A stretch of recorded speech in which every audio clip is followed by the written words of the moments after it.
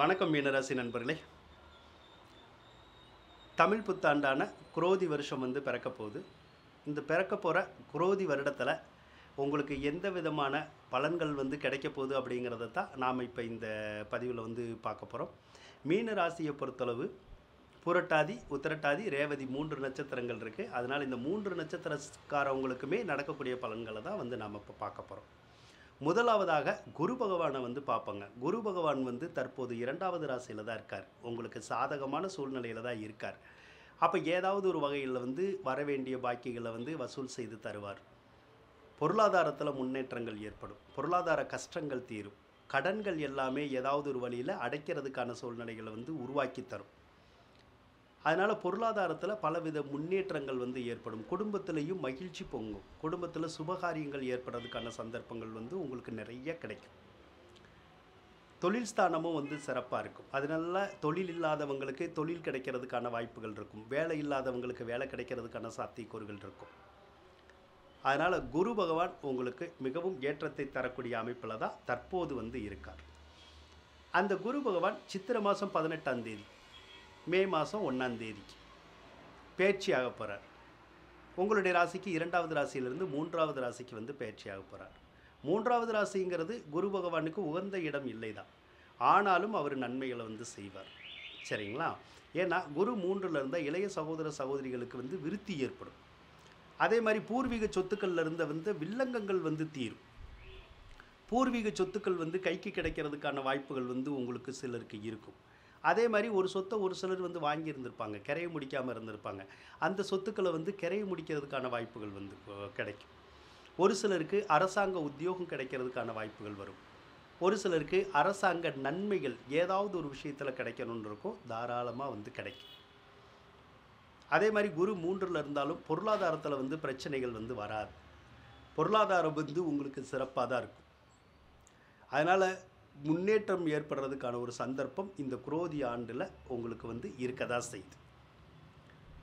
சனி பகவானை பொறுத்தளவுக்கு இப்போ தான் வந்திருக்காரு. 7.5 சனி ஆரம்பிச்சிருக்கு.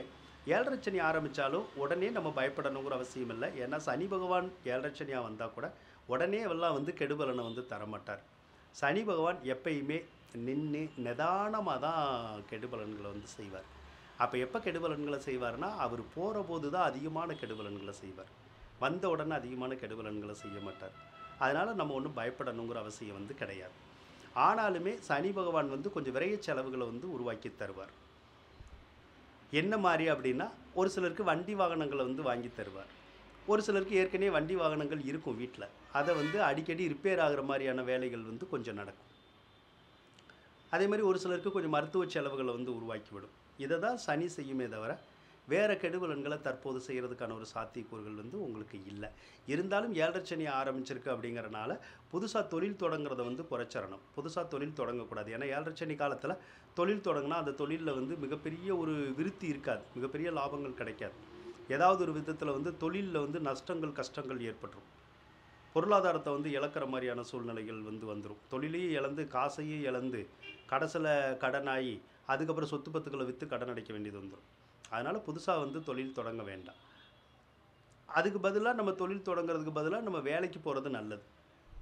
வேலைக்கு போனால் சிறப்பாக இருக்கும் உங்களுக்கு. சரிங்களா? சரி. அதே மாதிரி கடன் காட்சிகளை மட்டும் உருவாக்குற மாதிரி செய்யாதீங்க. ஏன்னா கடன் காட்சிகளை உருவானா அப்புறம் சம்பாரித்து நம்ம கடன் அடைக்க முடியாது. அப்புறம் சொத்துக்களை விற்று தான் கடன் அடைக்கிற மாதிரியான ஒரு சூழ்நிலை வரும். அதில் மட்டும் நீங்கள் கொஞ்சம் நிதானமாக இருந்துக்கிட்டிங்கன்னா உங்களுக்கு நல்லாயிருக்கும். சரிங்களா?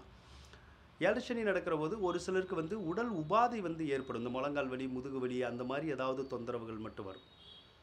மற்றபடி வேறு பிரச்சனைகள் எதுவும் வராது. சரிங்களா? ஒரு சிலருக்கு மட்டும் சொத்துக்கள் இழப்பீடு ஏற்படும். பொருள் ஊட்டு இழப்பீடு ஏற்படும். தேவையில்லாத வம்பு வழக்குகள் தானே தேடி வரும். ஒரு சிலருக்கு 7.5 சனி காலத்தில் தான் சிறை செல்கிற மாதிரி வரும். அதே மாதிரி போலீஸ் ஸ்டேஷன் பிரச்சனைகள் அந்த மாதிரி வரும். செய்யாத தவறுக்கு தண்டனைகள் அனுபவிக்கிற மாதிரியான சூழ்நிலைகள் வரும். அதனால் 7.5 சனி இருந்தாலே கொஞ்சம் கவனமாக தான் இருக்கணும். ஏன்னா இப்போ தான் வந்திருக்குங்கிறனால உடனே பெரிய பாதிப்பு தெரியாது. அதனால் இப்போதைக்கு நம்ம வருத்தப்படணுங்கிற ஒரு அவசியம் இருக்காது. சரிங்களா? ராகு பகவானை பொறுத்தளவுக்கு உங்களுடைய ராசியில் தான் இருக்கார். ராகு ராசியில் இருந்தால் வெளிநாடு சார்ந்த நன்மைகள் கிடைக்கும். ஒரு சிலருக்கு வெளிநாடு போகணுங்கிற எண்ணங்கள் வரலாம். அதனால் வெளிநாடு போகிறதுக்கான வாய்ப்புகள் கிடைக்கும். அது படிக்க போகணுன்னாலும் சரி, வேலை பார்க்க போகணுன்னாலும் சரி, அல்லது வெளிநாடு சார்ந்த வியாபாரங்கள் பண்ணணுன்னாலும் சரி, தாராளமாக போகலாம். உங்களுக்கு வந்து நன்மைகள் வந்து கிடைக்கும் அப்படின்னு வந்து நம்ம சொல்லலாம். சரிங்களா? அதே மாதிரி ராகு பகவானை பொறுத்தளவுக்கு எடுத்த காரியங்களில் வந்து தடங்கள் கொடுக்கும். ஏதாவது ஒரு காரியங்களில் வந்து டக்கு டக்குன்னு நடக்காது. கொஞ்சம் தேக்கமாகும் காரியங்கள். ஆனால் காரியம் நடக்கும். ஆனால் 2, 3 தடவை எந்த காரியத்தை செஞ்சாலும் செய்யணும். அப்படின்னா தான் நடக்கும். அதேபோல் ஒரு சிலருக்கு இந்த பாம்பு சம்மந்தப்பட்ட கனவுகள் அதெல்லாம் வந்து வர்றதுக்கான வாய்ப்புகள் வந்து கொஞ்சம் இருக்கும். அப்படி உங்களுக்கு வந்துச்சுன்னா நவகிரகத்தில் வந்து ராகு பகவான்னு சொல்லி ஒருத்தர் இருப்பார். அந்த ராகுக்கு வெள்ளிக்கிழமையில் 10 to 12 ராகு காலத்தில் கருப்பு உளுந்தில் வந்து விளக்கேற்றிக்கிட்டே வந்தீங்கன்னா அந்த ராகுனால் ஏற்படக்கூடிய தோஷங்கள் குடும்பத்தில் வந்து விலகும். அதே மாதிரி பொருளாதார கஷ்டங்கள் எல்லாம் இருக்காது. அப்போ பொருளாதாரத்தில் வந்து ஒரு நல்ல முன்னேற்றங்கள் ஏற்படுறதுக்கான சந்தர்ப்பம் வந்து உங்களுக்கு வந்து கிடைக்கும் அப்படின்னு வந்து சொல்லலாம். சரிங்களா? சரி. அதுக்கடுத்து இப்போது கேது பகவான் அப்படின்னு எடுத்துக்கிட்டோம்னா உங்களுக்கு 7வது ராசியில் தான் இருக்கார். 7வது ராசியில் கேது இருந்தால் கூட திருமணம் நடக்காதவங்களுக்கு திருமணம் நடக்கிறதுக்கான ஒரு சந்தர்ப்பங்கள் வந்து இருக்கும். ஆனாலுமே மீனராசியை பொறுத்தளவுக்கு 7ல் கேது இருந்தால் தவறான பழக்க வழக்கங்களை கொடுக்கும், உறவு முறைகளை கொடுக்கும். அதாவது தகாத உறவு முறைன்னு சொல்கிறோம்ல, அந்த உறவு முறைகளை ஆணுக்கும் சரி பொண்ணுக்கும் சரி கொடுத்துட்டு குடும்ப வாழ்க்கையில் கணவன் மனைவிக்குள்ளே கருத்து வேறுபாடை வந்து உருவாக்கி விட்டுரும், சண்டை சச்சரவை உருவாக்கி விட்டுரும். அதனால் ஆணாக இருந்தாலும் சரி தான், பொண்ணாக இருந்தாலும் சரி தான், எவ்வளவு நீங்கள் நிதானமாக இருக்கீங்களோ அந்தளவுக்கு வந்து நல்லது. தேவையில்லாமல் யாரு கூடயும் நம்ம பேசி பழகாமல் இருக்கிறது நல்லது. அப்படி பேசி பழகுனா வீட்டில் வந்து அந்த குழப்பங்களை வந்து அந்த கேது பகவான் வந்து கொடுத்துருவார். சரிங்களா? சரி. அதே போல் இப்போ செவ்வாய் வேறு ஒரு மாதம் 1.5 மாதம் கழித்து பார்த்தீங்கன்னா உங்களுடைய ராசிக்கு தான் வருவார். அப்போ செவ்வாய் ராசிக்கு வரும்போது கொஞ்சம் டென்ஷனாக இருக்கும். ஏதாவது சொத்து பக்கத்துகள் வாங்கணும் விற்கணும்னு நினச்சா விற்கலாம், வாங்கலாம், அந்த மாதிரி செய்யலாம். ஒரு சிலருக்கு இந்த காவல்துறையில் வேலை பார்க்கணும், இராணுவத்தில் வேலை பார்க்கணுங்கிற எண்ணங்கள் வரும். முயற்சி பண்ணினா கிடைக்கும், வேலை கிடைக்கும். அதே போல் ஒரு சிலருக்கு இந்த போலீஸில் போய் யாரையாவது கம்ப்ளைண்ட் பண்ணணும் அப்படிங்கிற மாதிரியான எண்ணங்கள் எல்லாம் வரும். அந்த மாதிரி வந்துச்சு அப்படின்னா யார் கூடயாவது கொஞ்சம் பிரச்சனைகள் வரலாம். அதனால் கொஞ்சம் கோபதாபம், அந்த டென்ஷன் அந்த மாதிரி இருந்துக்கிட்டே இருக்கும். ஒரு சிலர்னால சரியாக தூங்க முடியாது. அதே மாதிரி நமக்கோ நம்மளுடைய உறவினர்களுக்கோ ஏதாவது பாதிப்புகள் ஏற்படும். ஏதாவது பொருள் தொலையலாம், சொத்து தொலையலாம், ஏதாவது இழப்பீடாகலாம், உறவினர்களுக்கு ஏதாவது உடல்நலக்குறைவு இந்த மாதிரி ஏதாவது ஏற்படலாம். ஏதோ ஒரு பாதிப்புகளில் வந்து அந்த செவ்வாய் ராசியில் இருந்தால் கொடுக்கும். அதனால் கொஞ்சம் டென்ஷன் ஆகிற மாதிரி இருக்கும், கொஞ்சம் கோபம் வர்ற மாதிரி இருக்கும், இல்லைன்னா கவலைப்படுற மாதிரி இருக்கும். அதில் மட்டும் நீங்கள் கொஞ்சம் கவனமாக இருந்தீங்கன்னா நல்லது தான். அதுக்கு என்ன பண்ணலான்னா, முருகனுக்கு வந்து சஷ்டி திதி அன்னைக்கு வந்து தினை மாவில் வந்து விளக்கேற்றி வழிபட்டால் ரொம்ப நல்லாயிருக்கும். அதே மாதிரி கொழுக்கட்டை நெய்வேத்தியம் செஞ்சு விநாயகரை வழிபட்டு கோயிலில் இருக்கிறவங்களுக்கு தானமாக கொடுத்து வந்தாலும் உங்களுக்கு நல்ல முன்னேற்றங்கள் ஏற்படும். அதே போல் உங்களுக்கு கஷ்டங்கள் வரக்கூடாது அப்படின்னா இந்த குரோதி வருஷத்தை பொறுத்தளவு சிவபெருமானுக்கு வந்து பச்சரிசி மாவுனால வந்து அபிஷேகம் செய்து வரலாம் அமாவாசை அன்னைக்கு. அதே மாதிரி அமாவாசை கழிஞ்சு மறுநாள் தேன் இருக்குல்ல, அந்த தேனில் வந்து அபிஷேகம் செஞ்சு வரலாம். அப்படி செஞ்சு வர்றபோது ஒவ்வொரு மாதமும் அந்த மாதிரி செஞ்சுக்கிட்டே இருந்தோம் அப்படின்னா அந்த சிவனால் நமக்கு வந்து ஒரு பல நன்மைகள் வந்து கிடைக்கும். அந்த சிவ அருள் வந்து நமக்கு கிடைக்கும், சிவ பார்வை வந்து கிடைக்கும். அப்போ பல கஷ்ட நஷ்டங்கள் வந்து நம்மளை விட்டுட்டு விலகி போகிற மாதிரியான ஒரு சூழ்நிலைகள் வந்து வரும்.